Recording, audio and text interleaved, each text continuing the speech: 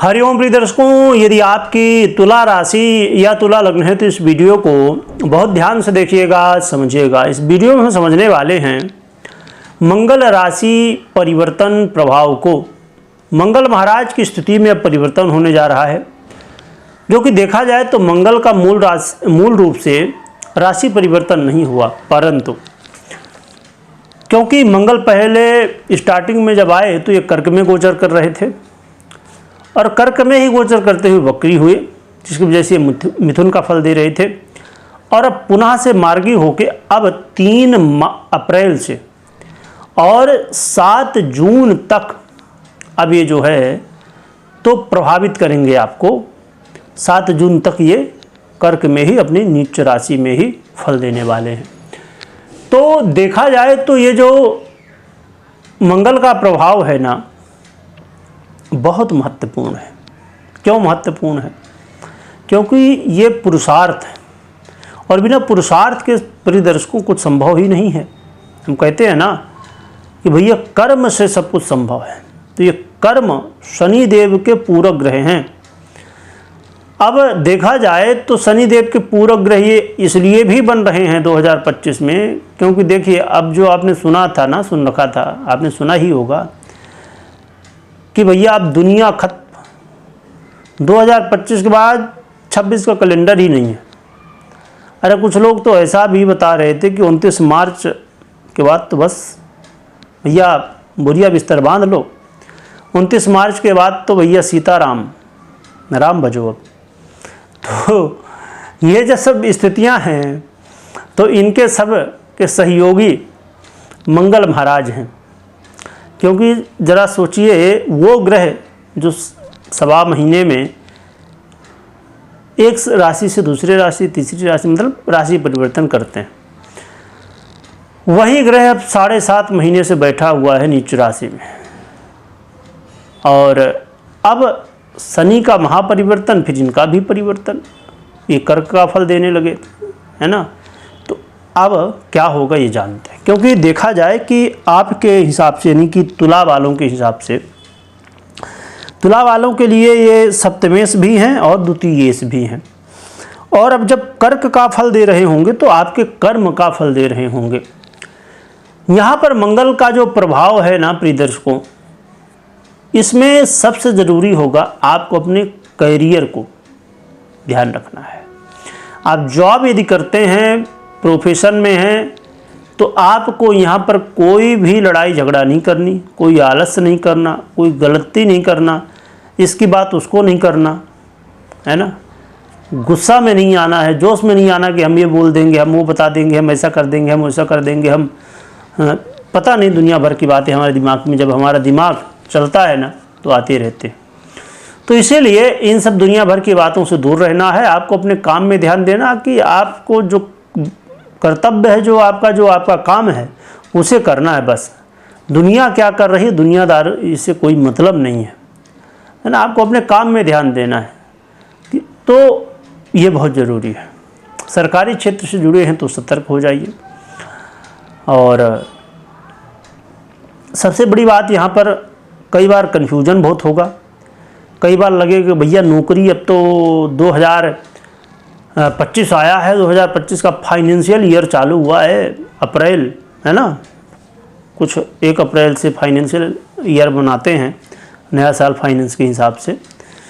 तो या हो सकता है आगे पीछे जो भी, पर मेरे हिसाब से जानकारी जहाँ तक मुझे है कि 31 मार्च को क्लोज करते हैं, फिर 1 अप्रैल से चीज़ें फिर शुरू करते हैं।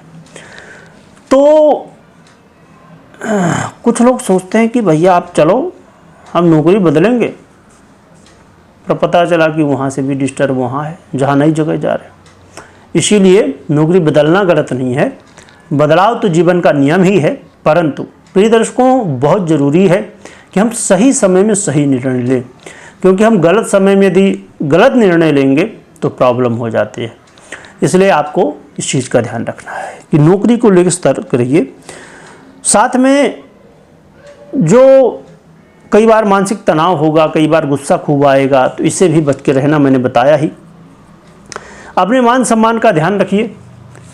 और कई बार ऐसा भी होगा ना कि लोगों के ऊपर शंका होगी तो शंका तो ठीक है, परंतु ऐसी शंका नहीं जिससे किसी को तकलीफ हो। और लोगों की सलाह लीजिए, गलत नहीं है। कोई सही व्यक्ति, कोई अपना व्यक्ति, कोई मित्र, कोई हितैषी लगता है और वो सलाह दे रहा है, लीजिए, कोई प्रॉब्लम नहीं है। परंतु उस सलाह को अप्लाई करने से पहले, उसे अपने जीवन में उतारने से पहले, अपने काम में या जिसके लिए सलाह है उस क्षेत्र में उतारने से पहले भगवान ने हमें भी बुद्धि दी है ना, भगवान ने हमें भी समझने की शक्ति दी है, तो हम भी समझें, जानें और इसके बाद ही आगे बढ़ें।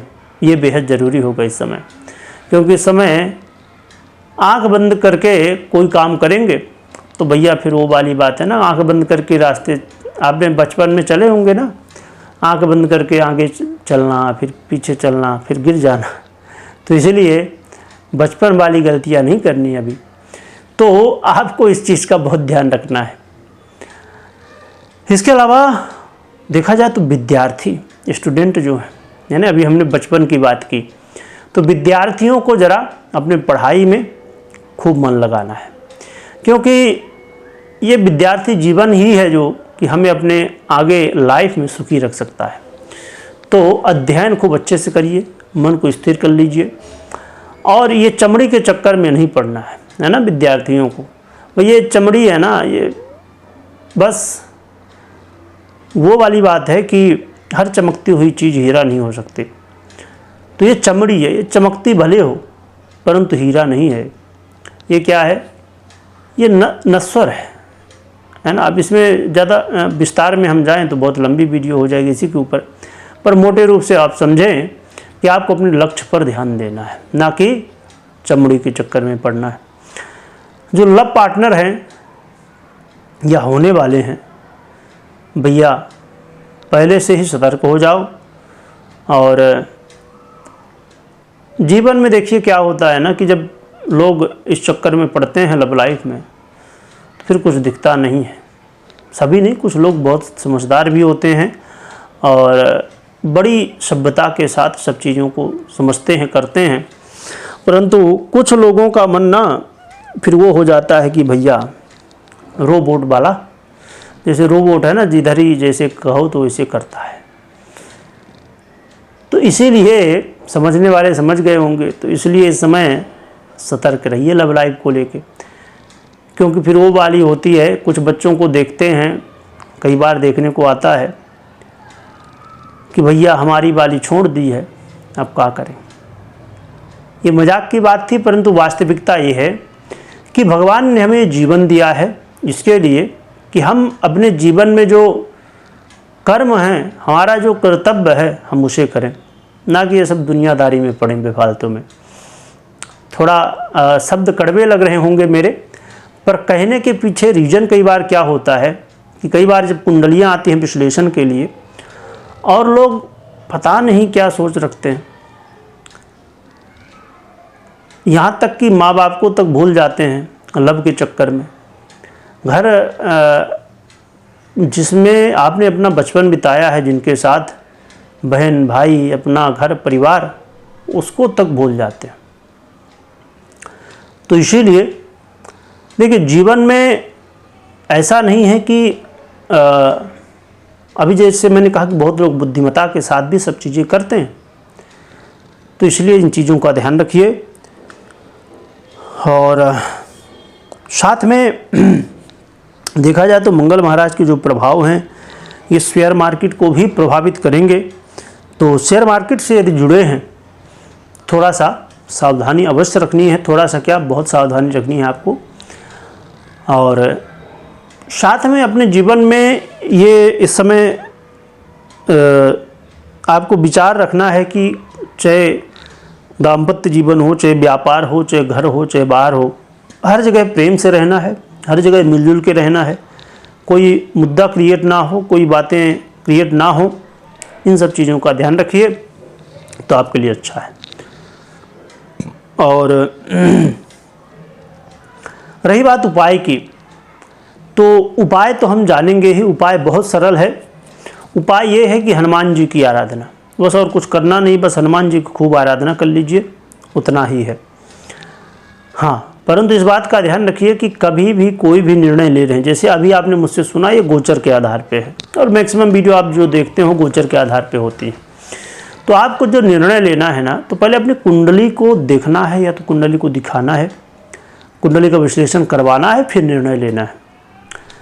रही बात कि भैया रोज़ रोज़ कुंडली कौन दिखाएगा, हर 2-5 दिन में कोई न कोई ग्रह बदलता रहता है, कभी वक्री हो रहा, कोई तो मार्गी हो रहा, कोई तो उदय अस्त राशि परिवर्तन, ये वो दुनियादारी हो रही है, ऐसा भी लोग सोचते हैं।